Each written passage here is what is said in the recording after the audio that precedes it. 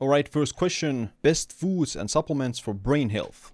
The first one would be omega-3s, both from the dietary source as well as the supplemental form. So from a dietary source, fish, seafood is associated with lower rates of heart disease, but also Alzheimer's. So the same, with supplements, there is less of a association between supplement use of omega-3s and lower rates of Alzheimer's or dementia. But it certainly is for cardiovascular diseases. With Alzheimer's specifically, there's the association between a higher omega-3 index and lower rates of Alzheimer's and dementia and all-cause mortality.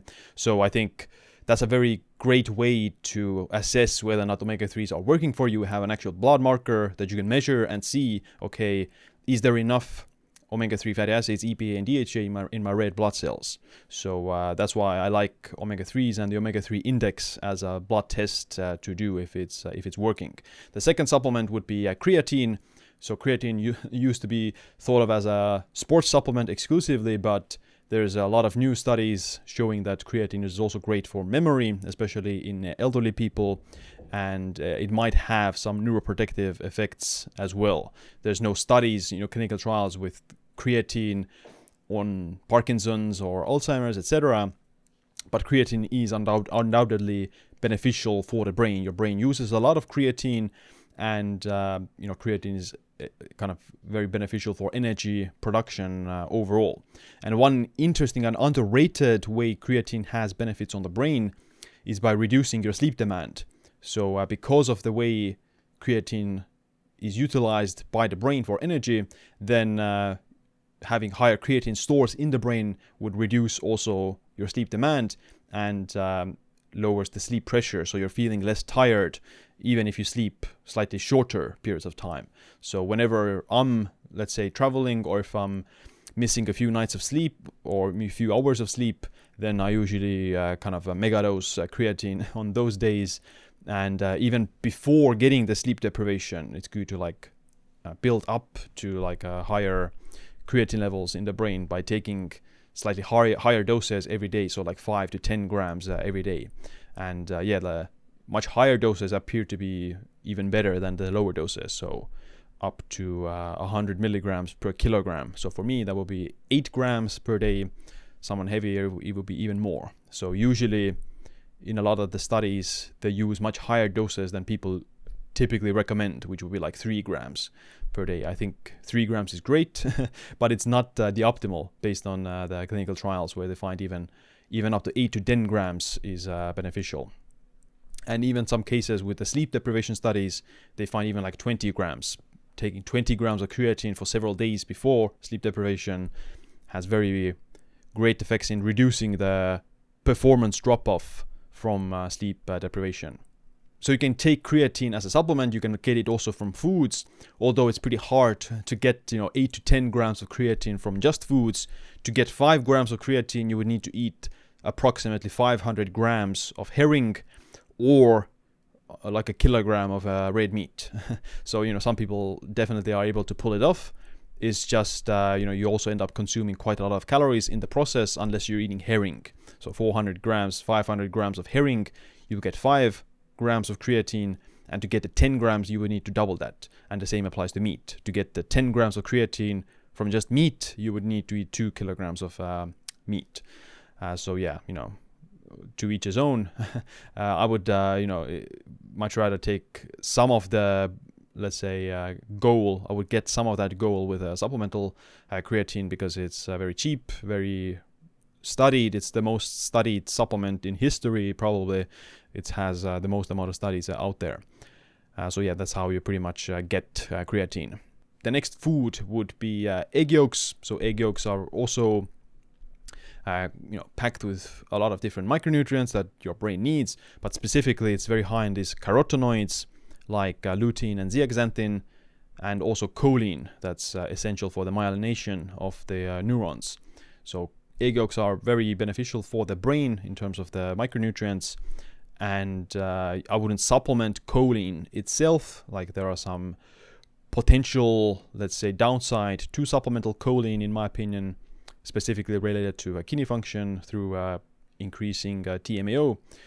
So I would much rather get the choline from the dietary sources, such as egg yolks or liver are also pretty high, is also like very high in choline. So yeah, that's how you would get the choline, in my opinion. Like 420 milligrams per day is the kind of recommended amount, which you can get from 3 to 4 egg yolks typically. But you can also supplement some of these carotenoids like lutein and zeaxanthin.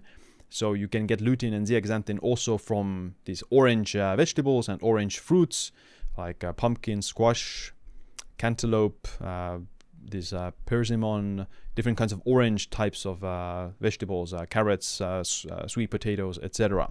And the last carotenoid that you can also supplement, plus you can get it from food, is astaxanthin. So good for the eyes. The same with the carotenoids, the lutein and zeaxanthin, very good for the eyes. It's been seen that a higher carotenoid intake from dietary sources is associated with lower rates of macular degeneration and neurodegeneration as well. So yeah, I'm a big believer in carotenoids. So I'm getting quite a lot of dietary carotenoids in myself. Plus I take astaxanthin for the other benefits, for the skin benefits, for senescent benefits as well. So astaxanthin has also benefits on removing senescent cells. So 12 grams of astaxanthin is what I'm taking every day. But you can get it also from fish, specifically like pink kind of foods, pink fish like salmon. The last supplement I would say is a bonus. There's not like a ton of research done on it yet, but magnesium L-threonate is the specific type of magnesium that's the most bioavailable to the brain. So I haven't seen like a ton of let's say convincing evidence on magnesium L-threonate yet, but it's in the pipeline. I would imagine that eventually over the next few years, we will probably have quite interesting studies about magnesium L-threonate and brain health as well. Next question, what's the best and worst longevity advice you got in your life? I think the best advice, I wouldn't say I got it from someone, but just through my own research of the field and reading a ton of books, reading a ton of studies, thinking about the entire idea itself, I would say the best advice out there would be to track your blood work, at least on a semi-regular basis. You don't need to track your blood work every month. Even like twice a year is probably more than enough for most people. I'd say like once a year, having measuring at least some of the more conventional blood markers, such as your lipids, your inflammation markers, white blood cells, electrolytes, liver markers, kidney markers, and glucose markers, etc., sex hormones. Just a very rudimentary blood analysis would give you a lot of insight into your health, because we live our lives, we feel either good or bad depending on our health status, depending on our micronutrient status, depending on our sleep, depending on the season, depending how much light we're getting, etc. But the only way to actually know if you're healthy or not is to look inside. What's inside your body? And blood work is, I wouldn't say it's not like perfect. Obviously there's a lot of nuances to blood work. There's a lot of more like complexities to it as well. Depends a lot on the context, depends a lot on the individual, but generally we have a pretty good understanding of what's optimal for different blood markers and what's out of the range, what is heading towards a particular chronic disease. So one great example is that you're not going to get diabetes overnight. Diabetes is a disease that you develop over the course of many years and decades. So your blood sugar isn't gonna just one day you're gonna wake up and it's immediately in the diabetic range. Like it's normal below 100 milligrams, and then boom, 130 milligrams, you're diabetic. It doesn't really work like that. It's more generally that first you're pre-diabetic, you stay there for a little while, and then eventually you'll develop full-blown diabetes or get diagnosed with it. So whenever you're seeing that you're heading in the wrong direction with your blood markers, you're seeing that your testosterone is chronically low, or your kidney markers are declining slowly, then you can reverse the course. You can change something about your lifestyle or supplements or diet or exercise, whatever it is. Maybe you need to lose weight, and then it fixes the blood sugar problem immediately. Whatever the issue is, you can see it getting worse, and then you can make preemptive action to change it. That's the power of tracking things regularly. And if you just rely on your intuition and rely on, what other people might tell you, then you might be heading in the wrong, or at least you wouldn't want to take the risk. I guess that's the point. It's always better to be on the safe side rather than following experimental diets, experimental procedures. It's better to be on the safe side because you only have one life. You only have one kidney, technically speaking, because if you give away one of your kidneys or if you lose one of your kidneys, then you only have one left. So you technically still have only one kidney. And the same applies to every other thing in your body. You don't want to take any chances, I guess. As long as your goal is to live as long as possible and be as healthy as possible. So you don't really want to take chances. And tracking your blood work is just the most effective way to assess your internal health. Of course, you need to look at it in the whole picture. If your mental health sucks because of or despite having perfect blood markers, your mental health is bad, or if your physical fitness is bad, you have perfect blood markers, but you're with very low muscle strength or you have very low bone density, then of course those things matter as well, the bone density and the muscle strength or the mental health, etc. So it's not just like in isolation, but it's still one of the best ways to assess your internal health. The worst health advice or worst longevity advice I got out there, or what is circling around, I guess you could say like something like fermented urine therapy or something.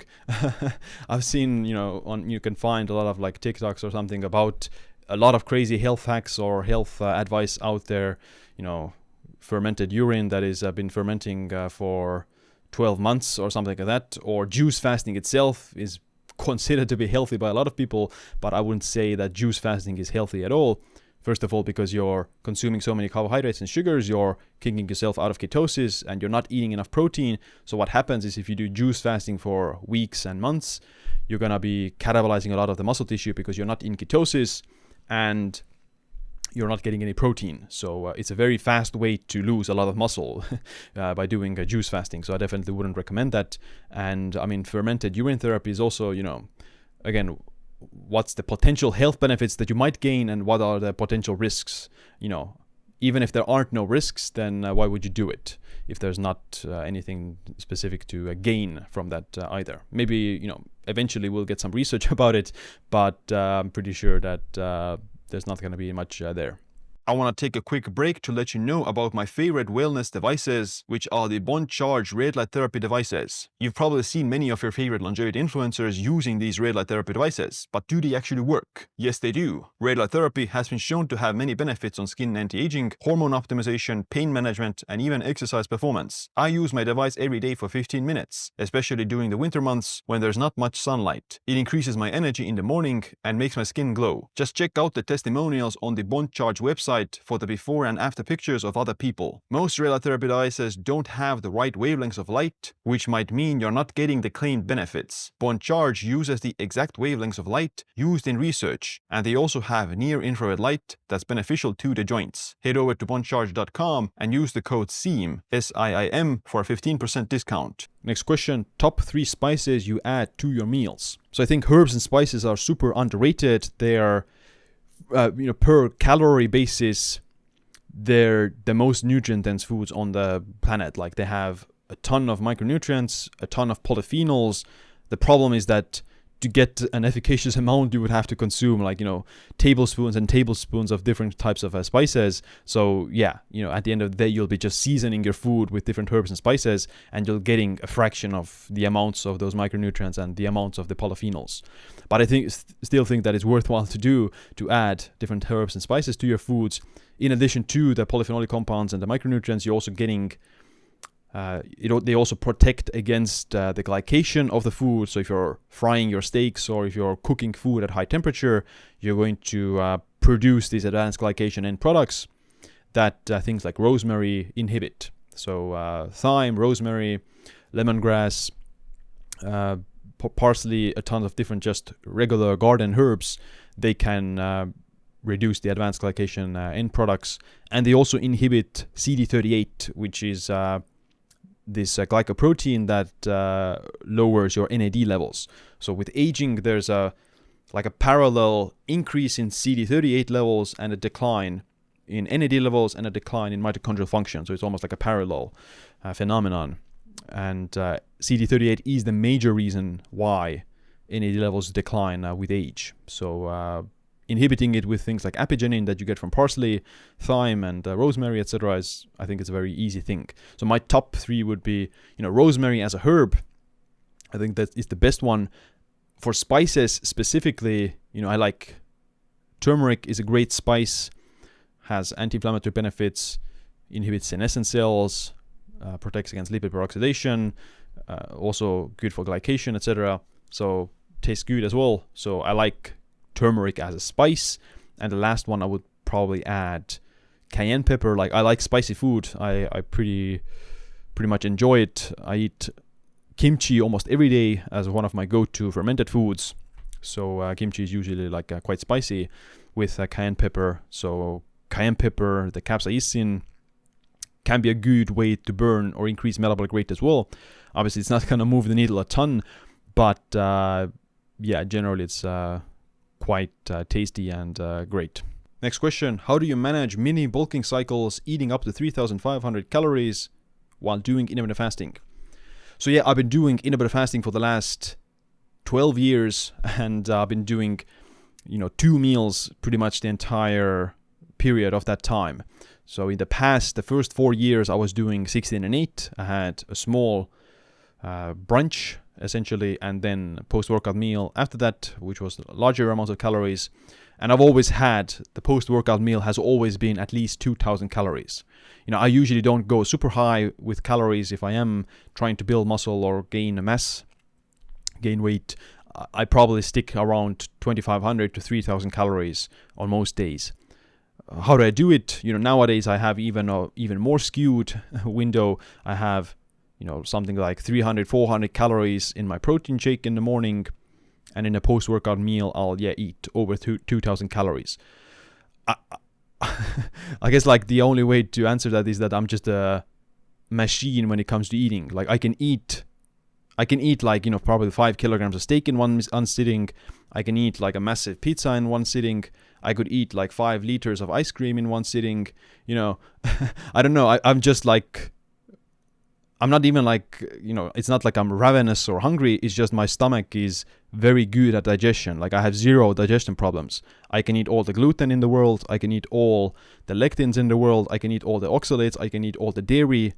I can eat everything pretty much in large amounts. And my digestion is unhindered, like 0 effect on my digestion. I have 0 bloating, 0 constipation, 0 gas. I guess I'm just like a machine when it comes to digestion. I have very good digestion, and I've had it pretty much all my life. I have 0 allergies, 0 food intolerances. I don't get any itchy, scratchy, anything like that.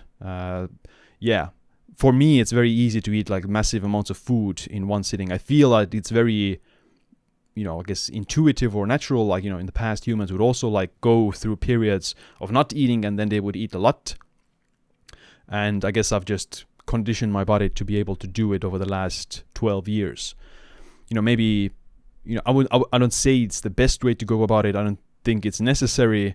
If you like to eat smaller meals, that's fine. If you can't eat massive amounts of meals, then that's fine. I don't think it's superior to eating massive amounts of meals, and for like bulking purposes, for maximum muscle growth, maximum gym performance, then it's probably better to have 4 meals per day, as shown by research that 4 meals for naturals is the maximum that you can get benefits from.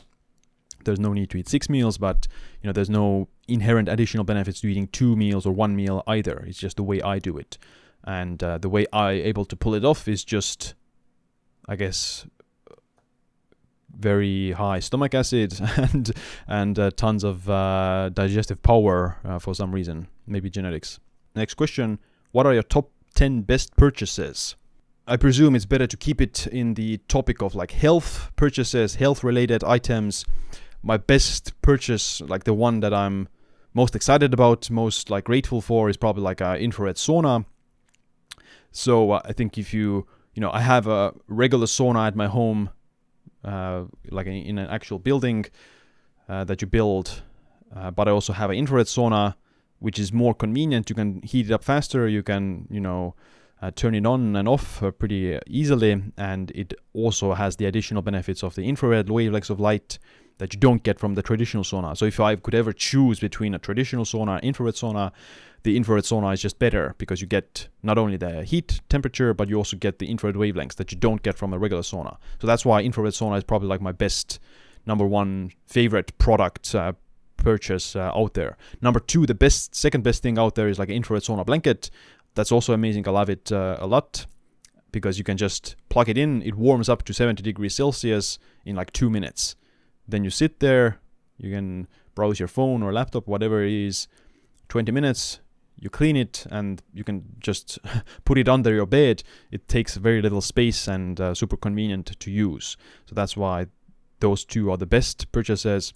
And number three would be a red light panel, whichever size it is. Like just the red light feels great. Like modern world, these blue lights were exposed to a lot of artificial light, especially here in Estonia. There's winter right now. There's almost like no sunlight at all. So whenever the sun is out, I'm going to go out, but that's only like every 2 days for 2 hours or something like that. So that's why I like to have a red light panel. I use it every day in the winter months for 15 to 20 minutes, usually in the morning. Number four would be blue light blockers. So the artificial light, again, is very prominent in modern society, especially in the evening. I'm not the kind of person to just turn everything off and sit in front of candlelight or something like that for 1 hour before bed. I'd much rather, still like live a regular life, but I would just hack it with the use of blue blocking glasses.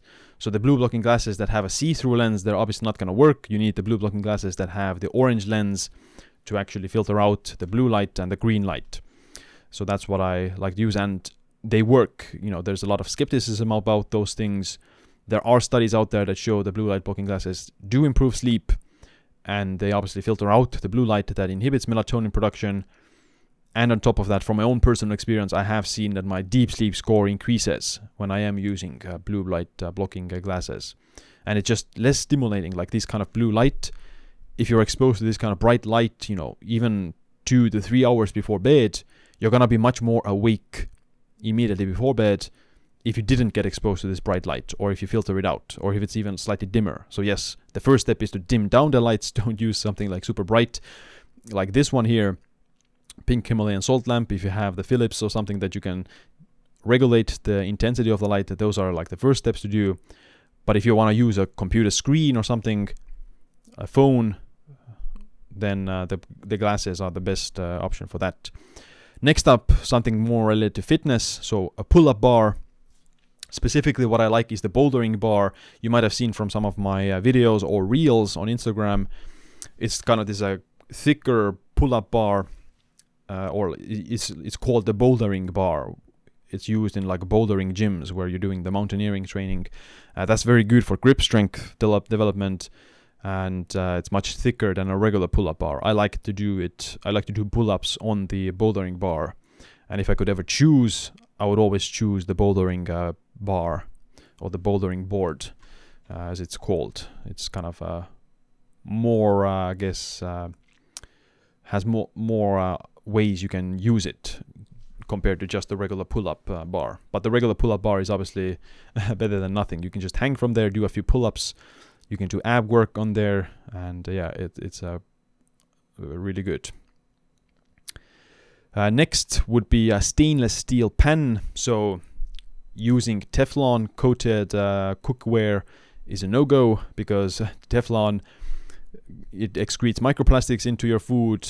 Eventually you're gonna scratch it off, and then it literally leaches billions of these microplastics into your food, even just a single scratch, and eventually you will scratch it through accident or just exposure.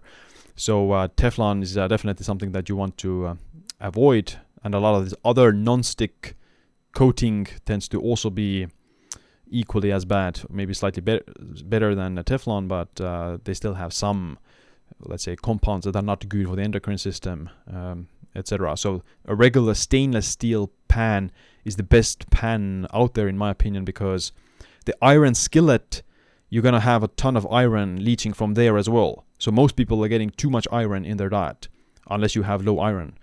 But men especially, they're getting a ton of iron if they use even just the regular cooking, they're getting it from their food. So if you use an iron skillet on top of that, then you're getting a ton more iron into your food, which is not good for heart health and liver health. So liver can accumulate a ton of iron if you're eating or exposed to it a lot. So the stainless steel, it doesn't leach anything. It's just steel.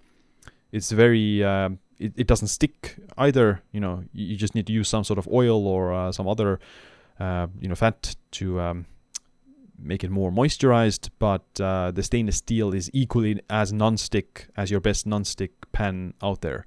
So I'm a huge fan of a stainless steel pan or some sort of a ceramic pan. Just make sure it doesn't have any coating. Next, a cooling mattress. So if you're living in somewhere that has hot summers or just hot temperature and you want to sleep in a cooler environment, then some sort of a cooling mattress is very beneficial, very useful, because you can it makes your nights so much more refreshing and so much more enjoyable. Like, I hate hot temperatures when it comes to sleeping. Like, if I don't have a cooling mattress, it's like 35 degrees Celsius out, then it's gonna be pretty bad or hard for me to fall asleep. I'm very sensitive to hot temperature. I sleep very good in cold temperatures as well, so I like to use a cooling mattress. I've used the chili pad in the past. It didn't work that well. It got the job done to a certain extent, but it sometimes didn't work, and it didn't cool as cool as I liked it to be. Whereas now I have the 8 Sleep. So the 8 Sleep is very, very good. Like, it also tracks your sleep. You can see your HRV, your heart rate, your sleep stages, etc. But the cooling mechanism is very good. Like, you turn it on, you put it -10, and you can immediately feel the bzzz. The temperature is dropping like super fast, and it feels amazing. Like, it feels very good to sleep on a hot summer day. And you can also just change the other side of the bed to whatever you like. So if your partner likes it like warmer or even cooler, whatever the situation is, then they can choose it from their side. You have the app, you can choose the temperature on both sides of the bed, and it tracks on both sides of the bed as well. So you can see, the partner can see your score, and you can see your score as well. So that's definitely the best cooling mat out there right now. Next purchase, I think it's number 8, is a walking treadmill disc. So a lot of people complain that they can't get their steps in, they don't have enough time to walk because of work or something like that. The easiest answer is to get a walking treadmill disc. It makes it very easy. 1 hour of working in front of a computer while walking, you're gonna get something like 3,500 or 4,000 steps from just 1 hour of walking. And if you do it throughout the day, you easily get 12,000 steps, or however many steps that you want. So the treadmill disc is definitely very useful, and I definitely recommend it. Now, if you don't have a treadmill disc, one way to hack it is to do the soleus push-up. So if you're only standing, so you only have a standing disc, you only stand, and you don't walk or you don't change positions or you don't move, then that's not the best alternative, because the stagnation, even when you're standing, you're metabolically still inactive, and it can still wear down your joints because you're standing and applying pressure to the joints by standing. Whereas if you're sitting but you're doing the soleus push-up, which you can check out from the podcast with Dr. Mark Hamilton, then you're keeping your metabolism active, you're improving your glucose tolerance, and it's just, I think it's actually better than just standing. The best thing is to probably walk and do soleus push-ups intermittently, but the second best thing is to just sit and do the soleus push-up. Number 9 is kettlebells. So you can see I have some kettlebells here, 2 kettlebells here. Those are 28 kilogram kettlebells. I also have 40 kilogram kettlebells for some heavier swings. I have lighter ones as well, 12 kilograms. So getting a few kettlebells, some lighter ones, some medium, heavy ones, it's just great way to like, okay, I can't go to the gym, I'm going to do a few kettlebell swings. Or, I want to do some farmer's carries for some grip strength, or whatever it is. You can use the kettlebells for, you can do it with squats with them, you can do farmer's carries, you can do just kettlebell swings, you can do push and jerk, you can do snatches, you can strap them on your lifting belt and do pull-ups with them, weighted pull-ups. So kettlebells are just amazing. I think they're very functional, they're underutilized, and everything is much harder with a kettlebell. At the gym you have the dumbbells, they're perfectly balanced, you can push them, you have more control over the dumbbells. But with the kettlebells, if you lift it over, you try to do a shoulder press with a kettlebell, it's much harder than with a dumbbell, because the weight is not evenly distributed, and it's actually on a like a angle that is actually harder. Like it's a range of motion that you're not trained that often. So it's a very functional training tool to have, because you're training unconventionally. That makes you just more well-rounded as like a fitness enthusiast or athlete. And the last thing on the list is red light bulbs. So I have one here that I use pretty much every night. That blue light from the screen and red light from the light bulb. This is from Bon Charge. You can also get from like regular incandescent light bulbs from Amazon. But the idea is to just not have bright LED lights mess up your circadian rhythm and mess up your melatonin. So these are the top 10 best purchases in my opinion that I value the most. You obviously might have something different, but I think these are pretty good ones that everyone should incorporate in some shape or form. Next question: if taking melatonin almost daily, what would be the dose? Is 3 milligrams daily high in the long run? So 3 milligrams isn't a massive dose. It's higher than most people would recommend. Let's say usually you would hear that 1 milligram or less is an optimal dose for daily use. But there was a recent meta-analysis that found that for sleep quality, specifically 4 milligrams of melatonin and even like 2 hours before bed was better for sleep quality than 2 milligrams of melatonin 30 minutes before bed.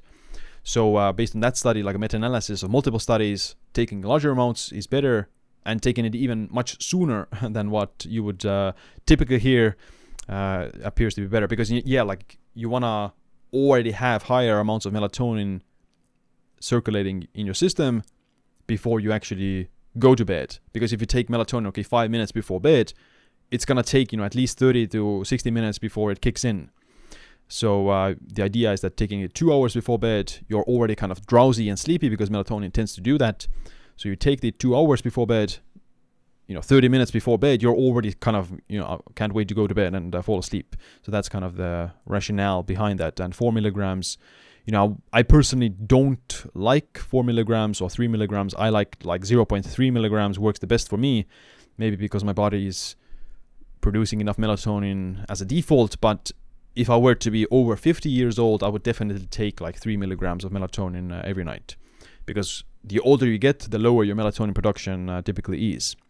If you're like 80 years old, you're producing like 10 times less melatonin as you did in your teenage years or early 20s. So right now I don't feel the need to take any more than 0.3. On some nights I might take 1 or 3 milligrams.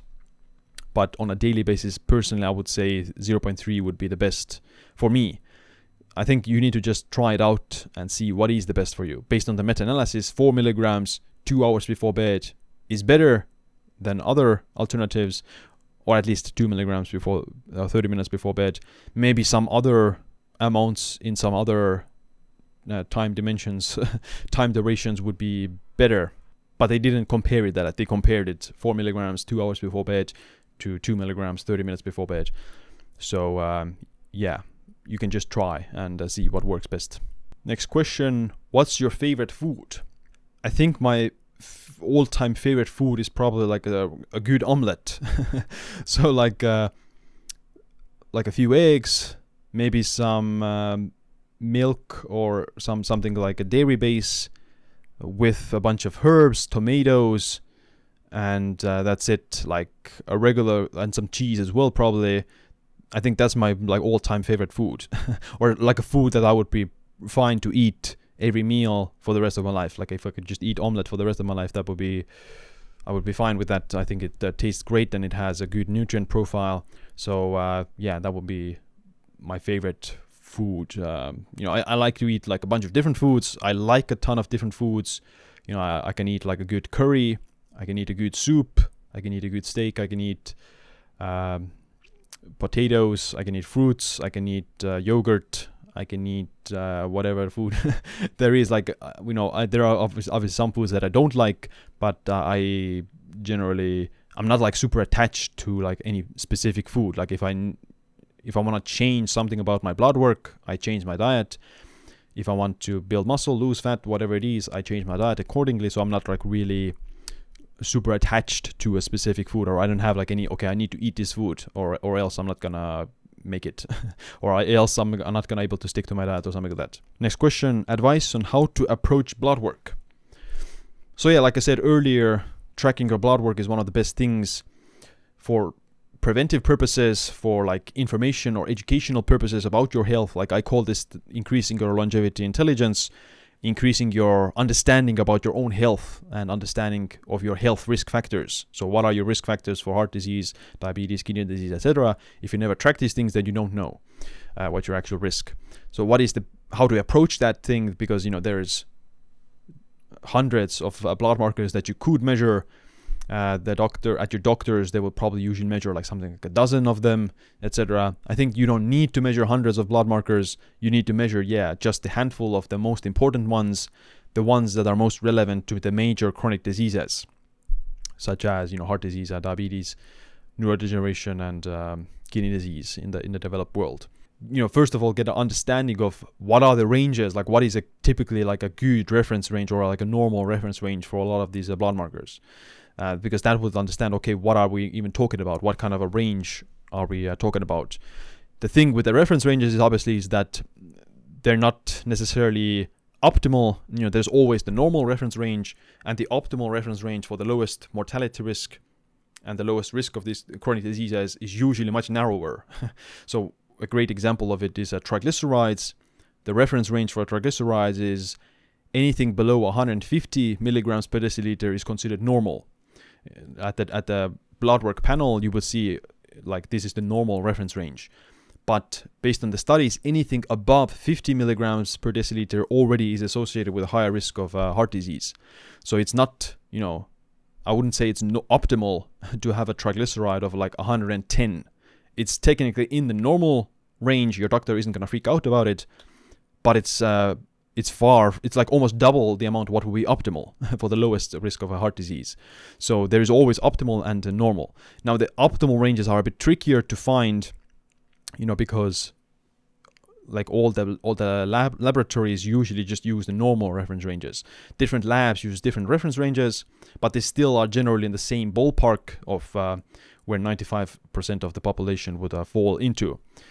So with optimal reference ranges, the first option is to do a lot of research yourself. Go to PubMed, look at studies, okay, vitamin D levels, all-cause mortality. You're going to find tons of different studies, and usually they tend to be very similar. So like meta-analyses are the best way to go about it, because meta-analyses are looking at multiple studies all together, and then they come to a conclusion, okay, based on these 12 studies on this topic, this is the optimal range. So you can go through a lot of different blood markers that way.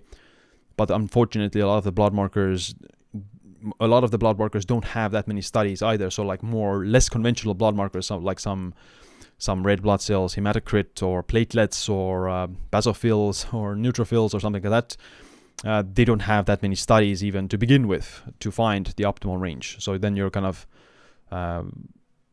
trying to find a balance between the normal range and then maybe a few studies there are out there that indicate towards an optimal range. In my book, The Longevity Leap, I've done the heavy lifting with that pretty well, in my opinion. I cover like 70 biomarkers starting with lipids, ending with all the immune cells, liver markers, iron markers, inflammation markers, etc. So I go through the major studies on that, and then I provide, okay, these are the normal reference ranges and these are the optimal reference ranges. So if you just want to know what is the optimal range for all these different blood markers, then my recommendation is to get my book, because you get the blood reference ranges, but you'll also get what to do about it. What do you do actually to improve a lot of these blood markers? And of course, I wouldn't say that I'm the end all be all, or that is the best book out there. But I do think, in my humble opinion, in an unbiased opinion, I would say that it is very specific and very detailed. I've done a lot of research, and I've looked at the major 70 blood markers and given them the optimal reference ranges as well. So I would recommend to get the book pretty much because it's gonna save you a lot of time, and you'll also learn a lot of other information from there. So how frequently should you do blood work? Like I said, if you do it once a year, then that's already good enough. If you have everything normal and also like pretty close to optimal, then you don't need to do the same blood markers, routinely every year or twice a year or something like that. Unless you are changing something, or unless there is something that needs slight improvements and you just want to know if it's getting better or not. For example, my homocysteine was slightly elevated. It was in the normal range, but I wanted to get it closer to the optimal range. I did a bunch of stuff. I took some supplements. I took hyperbaric oxygen therapy, and it went to the optimal, or very close to the optimal range. So this is just one example. Okay, I had one blood marker. I did something like 3 to 4 tests within the last 6 months for this blood marker, just to see if it's getting better or not. And it, that's the kind of scientific approach to it. You measure, you do something, you introduce an intervention, one at a time ideally, and then you measure again, see if it's improving or not. You introduce another intervention. So the first thing I did was, I had homocysteine, it was 9, or it was actually 12 before. I took some methyl donors, specifically TMG, 4 grams a day. It dropped down to 9. I increased my TMG dose even higher. It didn't go lower, so it kind of capped out at 4 grams of TMG. Then I was also taking a B complex, so that was already excluded. That's not gonna make any difference either. And then I introduced hyperbaric oxygen therapy, and then dropped to 6. So I didn't do all at once, because chances are I don't need to do all at once. If you're like 50 kilograms overweight, then you don't need to take a bunch of fat burners, take Ozempic, take all this things like that all at once. Maybe you just need to replace regular soda with diet soda or sparkling water or whatever it is, and then you immediately lose 20 kilos just from this one change. And that can apply to your blood markers as well. You have pre-diabetic blood sugar levels. You're going to make a simple change. You're going to replace regular soda or some juice with a non-caloric beverage, and immediately you lose a lot of weight, and also your blood sugar goes to normal. So you don't need to start taking metformin first. First do some of the easy wins, and then see if you need to add something to make additional improvements if necessary. So that's the way you would test and retest different blood markers. Same with cholesterol or CRP, for example. CRP is something that can fluctuate a lot. If you had a recent infection, then your immune system, your immune cells can be all over the place. So you shouldn't make any definite conclusions about that. You knew you had an infection just before you did the blood test, or even 3 weeks before you did the blood test, you had some sort of infection or flu. It can affect your CRP levels even a few weeks after the fact. So you shouldn't jump into immediate conclusions that something is wrong with you. You retest again. You wait another 2 weeks, you do another just a one single marker CRP, because you don't want to break the bank by retesting all the 100 markers. You retest the CRP again. Okay, my CRP is normal now if it's just infection. If the CRP is still elevated, but you're also overweight or you have other metabolic issues, then fix the metabolic issues and lose the weight, and then your CRP will generally improve. Visceral fat, if you don't look overweight, but your CRP is high, maybe you have high amounts of visceral fat. you can't see visceral fat that much. You could even have like visible abs but still have somewhat unnormal amounts of visceral fat. So yeah, test, retest, introduce one at a time ideally, and retest it and see where it's going. Alright, that's it for this Q&A. If you want to ask me a question in the future, then make sure you follow me on Instagram at Siim. Other than that, thanks for watching this video. Make sure you hit the like and subscribe. Stay optimized, stay empowered.